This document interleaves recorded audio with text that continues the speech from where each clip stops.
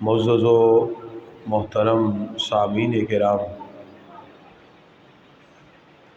آج ہماری گفتگو کا جو موضوع سخن ہے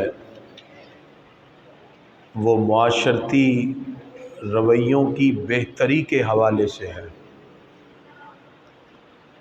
اسلام نے ہمیں بہت سے تصورات ایسے عطا کیے جو معاشی اقدار کی مضبوطی اور تقویت کے لیے ہمیں دیے گئے۔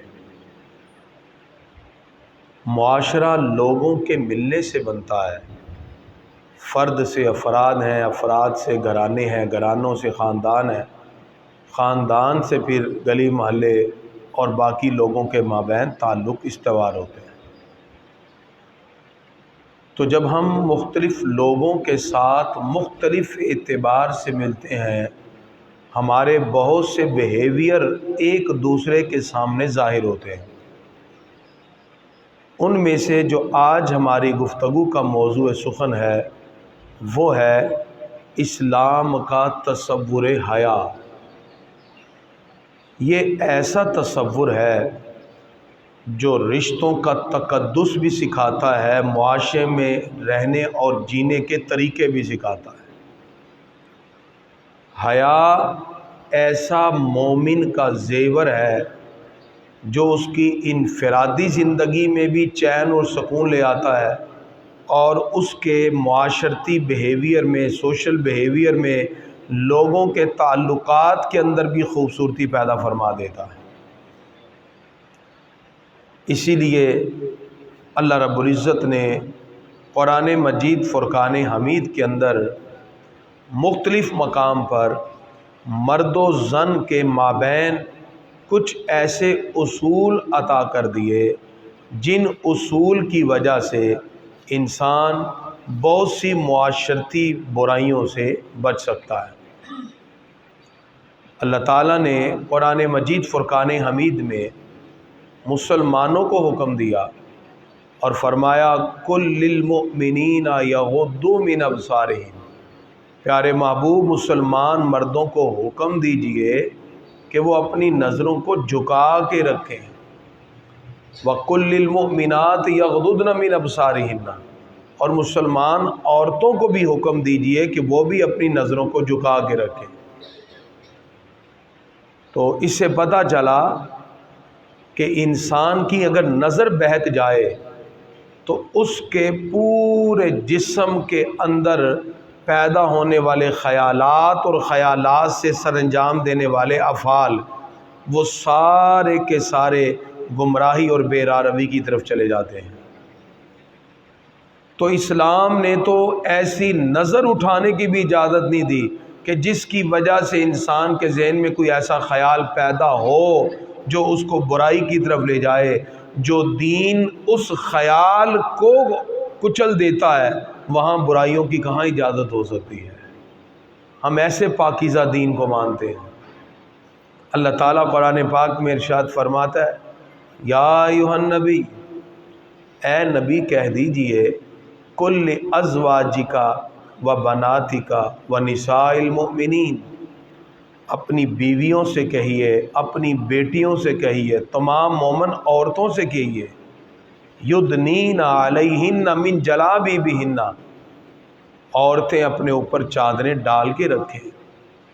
ذالک ادنی ان یعرفن، یہ زیادہ بہتر ہے کہ ان کی پہچان ہو، فلا یؤذین، تاکہ ان کو تکلیف نہ دی جائے، وکان اللہ غفورا رحیما، اللہ بخشنے والا مہربان ہے۔ اسلام نے کیا خوبصورت فلسفہ ذکر کر دیا اس آیت میں، اور اللہ تعالیٰ فرماتا ہے محبوب آپ پہلے اپنی بیویوں بیٹیوں کو حکم دیں اور ساری مسلمان عورتوں کو حکم دیں۔ ہر مسلمان عورت یہ سمجھے کہ وہ سرکار کی روحانی بیٹی ہے۔ اس ناطے سے جب اس کو حکم خداوندی ملتا ہے، اللہ کا اور اللہ کے رسول کا حکم ملتا ہے، اس کو چاہیے کہ پھر اللہ اس کے رسول کے حکم کو اپنائے، حیا کو اپنا زیور بنائے۔ آج جس پرفتن دور میں ہم گزر رہے ہیں، بڑا عجیب دور آ گیا، بغیر کسی پردے کے اور بغیر شرعی حدود کا خیال رکھے ہوئے جب مرد و زن کا اختلاط شروع ہوا تو حیا ہم سے رخصت ہو گیا، اور جب حیا گیا تو پھر انسان کا جو وقار تھا، سنجیدگی تھی، متانت تھی، وہ بھی ہم سے رخصت ہوتی گئی۔ پہلے گھروں میں بڑے آتے تو فوراً عورتیں سر پہ چادر لے لیتی، کیونکہ عورت کے بال بھی سطر میں داخل ہے، فوراً وہ اپنے پلو کو سنبھالنے کی کوشش کرتی۔ آج وہی بڑے بیٹھ کر بچیوں کے ساتھ جب تماشے دیکھ رہے ہوتے ہیں تو وہ جو حیا کا درمیان میں پردہ حائل تھا وہ دور ہو گیا۔ اسلام نے ہمیں ایسا تصور حیا دیا ہے جو ہر ماں، بیٹی، بہن، بیوی کے لیے اور ہر مسلمان مرد کے لیے وہ ہمارے لیے زندگی بہتر بنانے کا بہترین اصول ہے۔ اس لیے مرد اپنی اپنی لمٹ میں رہے، عورتیں اپنی لمٹ میں رہیں، تو معاشرہ بہترین راہوں پہ چلتا ہے۔ آج ہمارے معاشرے کی تباہی کے دہانے پہ لانے کی سب سے بڑی وجہ یہ ہوئی کہ آج مرد و زن کا اختلاط شروع ہو گیا۔ جس دین کے اندر عورت کو صفا مروہ کے درمیان بھاگنے کی اجازت نہیں، اس عورت کو سڑکوں پہ دوڑا دیا گیا۔ صفا مروہ کی صحیح سے بڑھ کر بھی کوئی چیز ہے؟ وہاں بھی عورت کو کہا گیا متانت اور سنجیدگی کے ساتھ تیزی سے چلے، دوڑے نہیں۔ لیکن شومی قسمت سے ہم ایسے دور سے گزر رہے ہیں جہاں کبھی میراتھن ریس، کبھی فلانی ریس، لڑکیوں کو دوڑایا جا رہا ہے۔ اسلام نے تو پردے کا حکم دیا تھا۔ آج کا جو موضوع ہے وہ موضوع نہیں بلکہ ایک درد دل ہے۔ ہر مومن کا دل اس وقت خون کے آنسور ہوتا ہے جب وہ بے حیائی کو دیکھتا ہے اور حیا کے پردے کو چاک چاک ہوتے ہوئے دیکھتا ہے کہ ہم کیسے دور میں آ گئے۔ آئیے ہم قرآن و سنت سے حیا کے بارے میں جو آقا علیہ الصلوۃ والسلام نے ارشاد فرمایا، ہم اس کو پڑھنے، سمجھنے اور سیکھنے کی کوشش کریں۔ اور یہ لیکچر چونکہ لائیو بھی ہے، آپ اپنے گھروں میں بھی ماؤں، بیٹیوں، بہنوں کو بتائیں کہ اسلام نے حیا کا کیسا تصور دیا۔ بخاری شریف کی حدیث ہے، آقا علیہ الصلوۃ والسلام فرماتے ہیں حیا ایمان سے ہے اور ایماندار جنت میں داخل ہوگا۔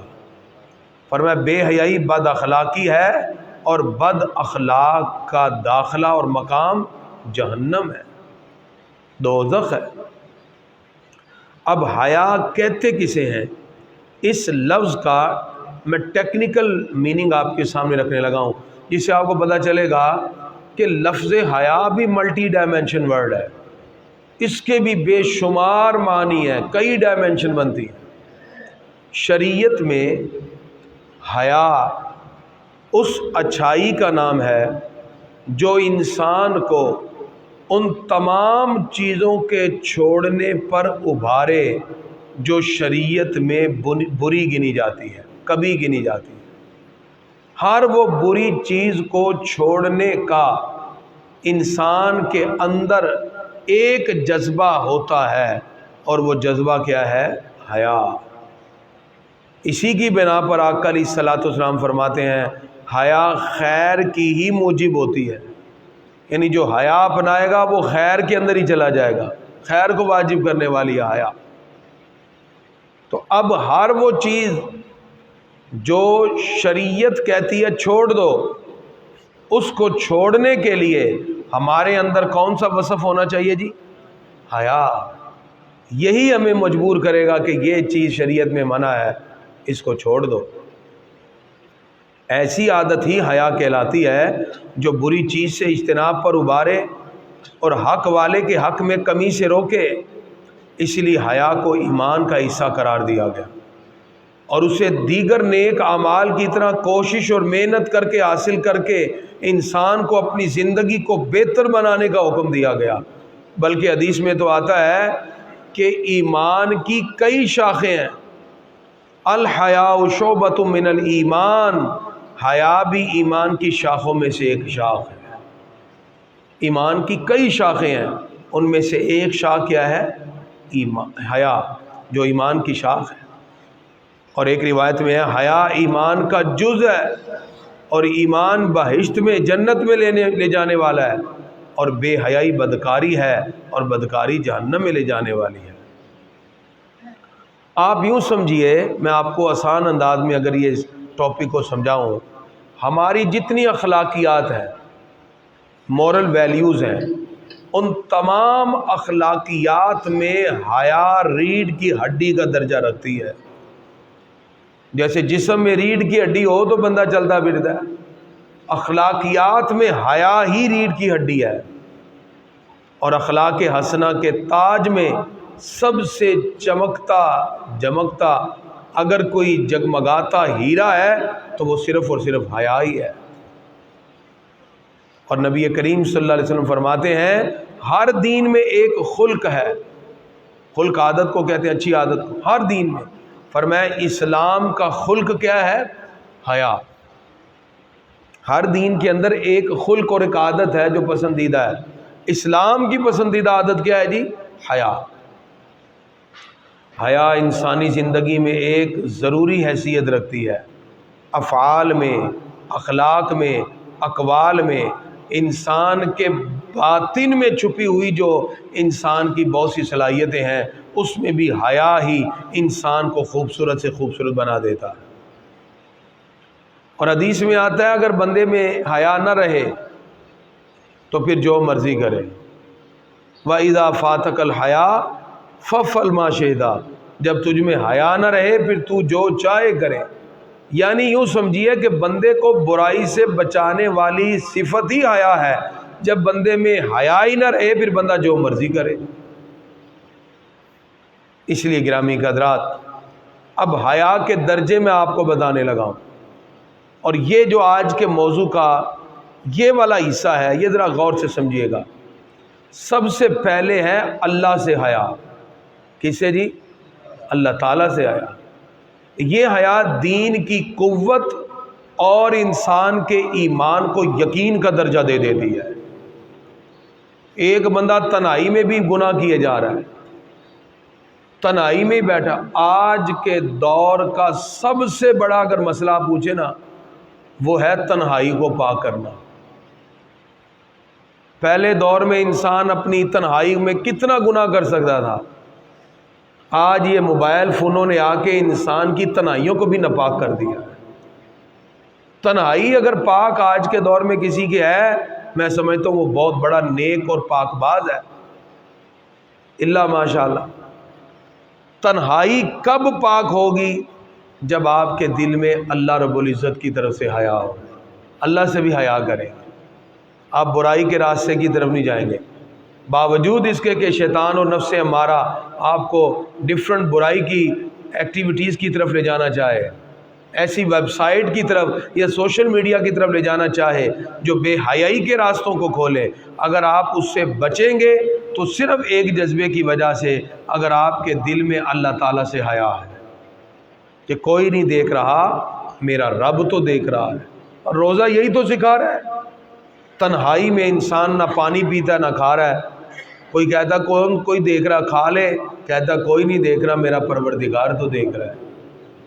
تو سب سے پہلے حیا کس سے کرنی ہے جی؟ ہم نے اللہ تعالیٰ سے۔ اس کے بعد لوگوں سے حیا۔ لوگوں سے حیا کا مطلب یہ ہے کہ نہ ان کو تکلیف دی جائے، اور چھوٹی چھوٹی باتوں پہ دشمنی مول نہ لی جائے، فضول باتوں میں بحث نہ کی جائے، بلکہ اس میں انسان اپنا دامن بچائے۔ یہ ہے لوگوں سے حیا، اور ہر اس کام سے بچے جس کی وجہ سے اس کی شخصیت اور وقار میں اور اس کی متانت اور سنجیدگی کے اندر فرق آئے۔ یہ ہے لوگوں سے حیا۔ تیسرا ہے اپنے آپ سے حیا۔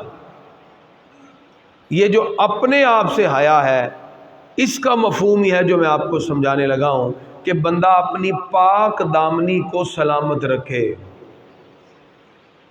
بندہ پاک دامن اسی وقت رہے گا جب وہ اپنی تنہائی کی حفاظت کرے گا۔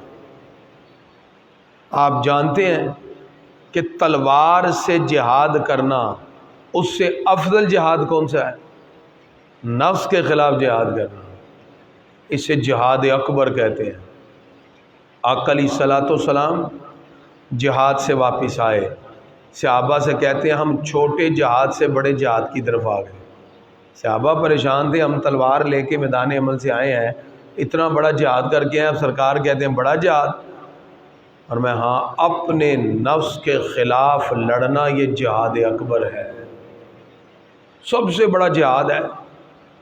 انسان کا باطن، روزے کی حالت میں بہت سے لوگ برائی کی طرف جا رہے ہوتے ہیں، گناہ کر رہے ہوتے ہیں، روزے میں بھی نفس امارہ اس کو برا رہا ہے بار بار، تو اس لیے کہا اپنے نفس کو برائی سے روکو، اور انسان اچھی نیت پر اللہ کی رضا چاہے، اور اس پر نبی کریم صلی اللہ علیہ وسلم کا فرمان ہے۔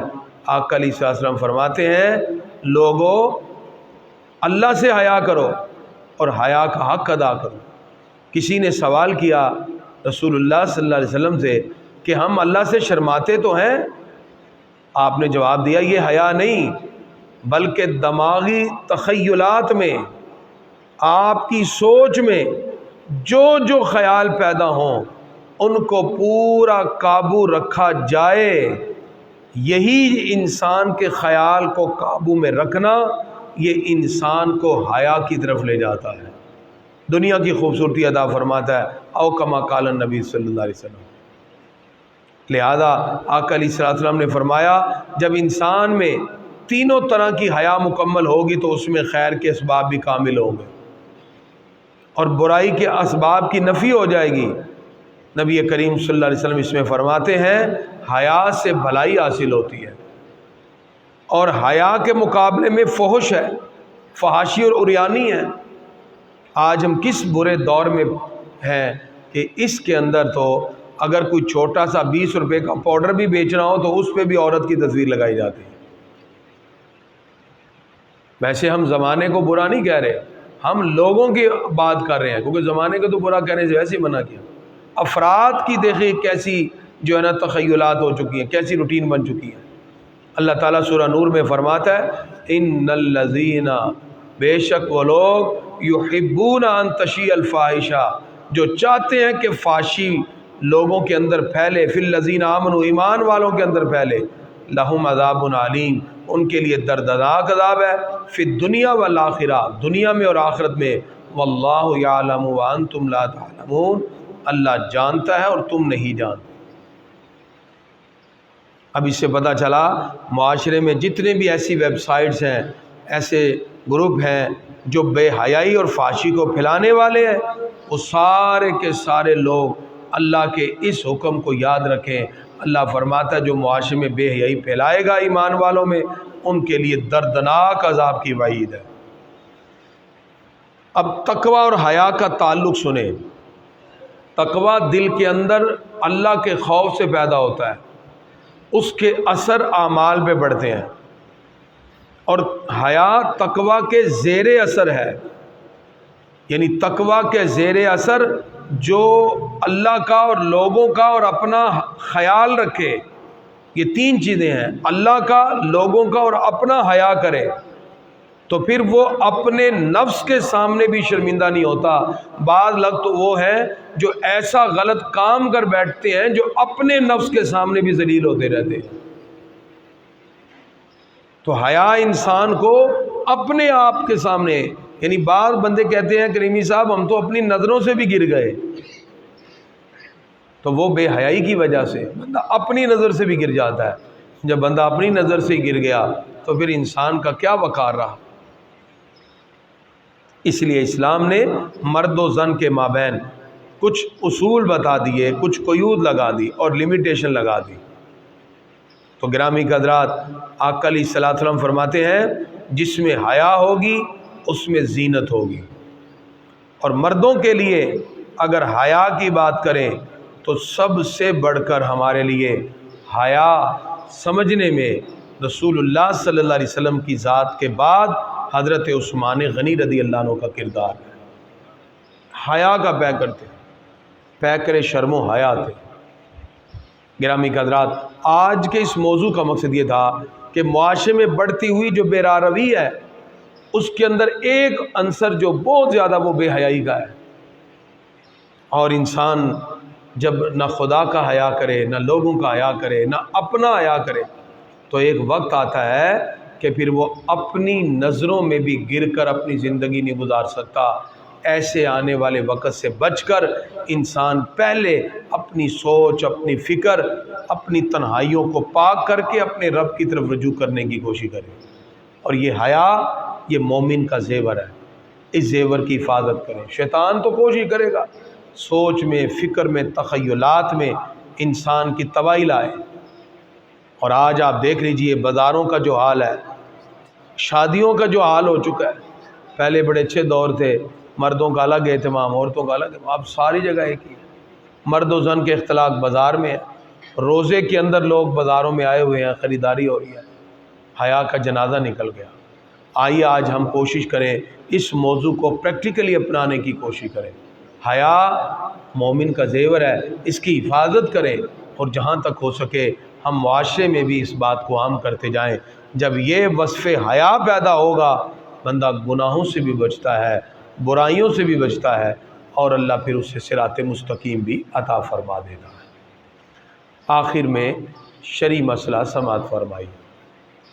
گرامی کے حضرات، اگر کوئی شخص نماز میں فرضوں کے اندر، فرض 4 ہوتے ہیں، آخری 2 رکعتوں میں صرف سورہ فاتحہ پڑھی جاتی ہے، اگر کوئی سورہ فاتحہ کے ساتھ سورت ملا دے، جان بوجھ کر یا بھول کر، دونوں صورتوں میں پھر اس پر سجدہ سہو واجب نہیں ہوگا۔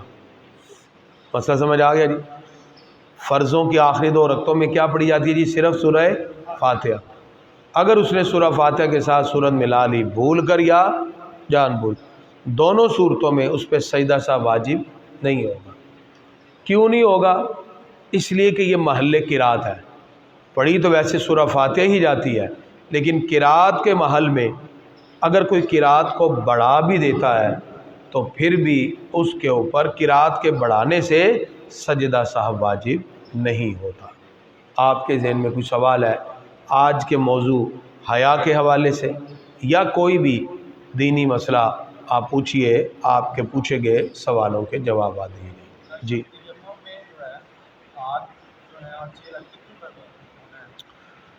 تیمم کے اندر اگر آپ وضو یا غسل نہیں کر سکتے، ایک بار ہاتھ ایسے ماریں گے، مٹی ہے، پتھر ہے، آگے کریں پیچھے کریں، اور اس کو چہرے پہ ایک مرتبہ پھیر دیں، بس جی، ٹھیک ہے۔ ہاتھ بہرحال سنت طریقے کا اگر کوئی بندہ 3 بار بھی کر لیتا تو بھی ٹھیک ہے۔ پھر اسی طرح کپڑے اوپر کر کے پھر ایسے ہاتھ ماریں اور اپنی انگلیوں سے شروع کرتے جائیں یہاں تک اور پھر یہاں تک، پھر تیمم کا یہ والا ایسے سٹارٹ کریں اور یہ، یعنی سارا ایک مرتبہ ہاتھ پھیرنا چاہیے بس۔ تیمم میں نیت فرض ہے، چہرے کو ڈھانپنا ہے اور ہاتھوں کو اچھی طرح ڈھانپنا ہے تو تیمم ہو جاتا ہے۔ وضو کے اور غسل کے دونوں کے نائب میں اللہ نے ہمیں تیمم کی اجازت عطا فرمائی ہے۔ اگر کوئی شخص سحری کھا رہا ہے اور اس وقت اذان ہو جائے، کیا وہ جو کھا رہا ہے وہ مکمل کرے یا نہیں؟ اگر وہ کھا رہا ہے اور اذان ہوگی ٹائم ختم تو منہ کا لقمہ بھی تھوک کے کلی کر لے، کیونکہ اب کھائے گا تو روزہ ٹوٹ جائے گا، ٹھیک ہے۔ روزے کے احکام کے اندر یہ شامل ہے کہ اگر کوئی بندہ کھا رہا ہے تو جیسی ٹائم ختم ہو گیا، اس کو نہیں پتا چلا اذان شروع، فوراً وہ تھوک دے، کلی کر لے، اس کا روزہ چل پڑے۔ اگر اس نے وہ کھا لیا تو اس کا روزہ ٹوٹ جائے گا جی۔ کوئی اور سوال؟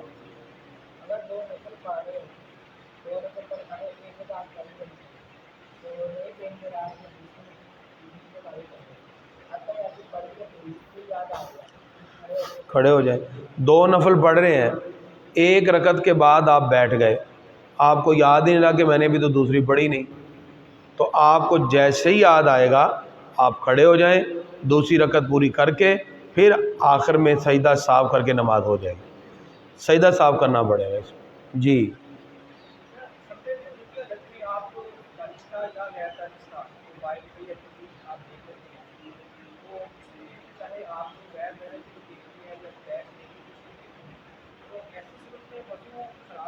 نہیں جی، وضو کی حالت میں اگر ٹی وی پر کوئی ڈرامہ مووی کچھ چل رہی ہے یا موبائل پہ اگر آپ نے کوئی ایسی چیز دیکھ لی ہے، کسی غیر محرم کو بھی نظر پڑ گئی ہے تو وضو اس سے نہیں ٹوٹتا۔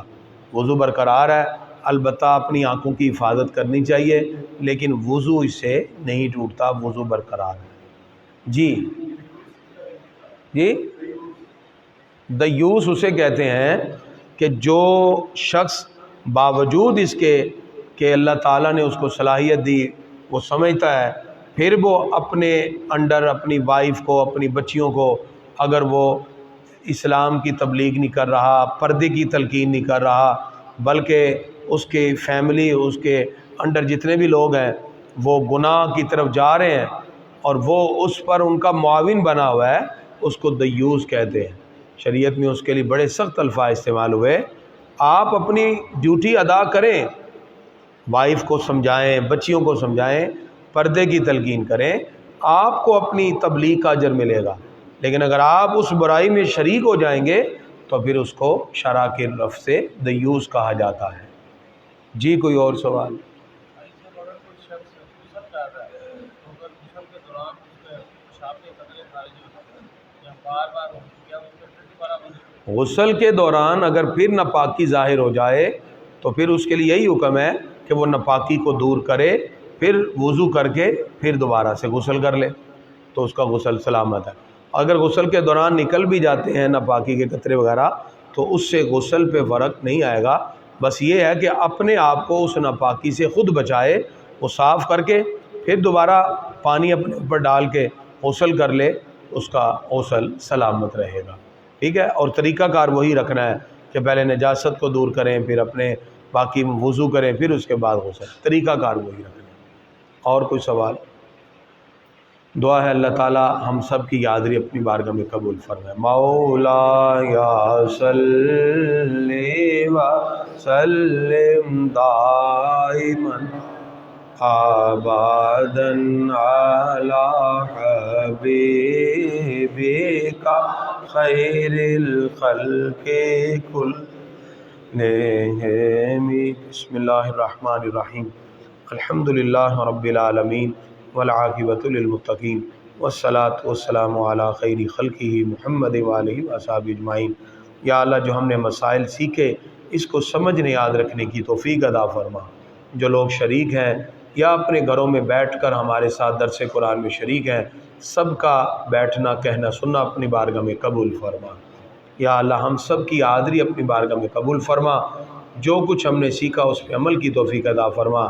یا اللہ ہماری سوچ میں، فکر میں، نظر میں حیا پیدا فرما، ہم سب کو برے خیالات سے بچنے کی توفیق عطا فرما، شریعت کے اصولوں کو تھامنے کی توفیق عطا فرما۔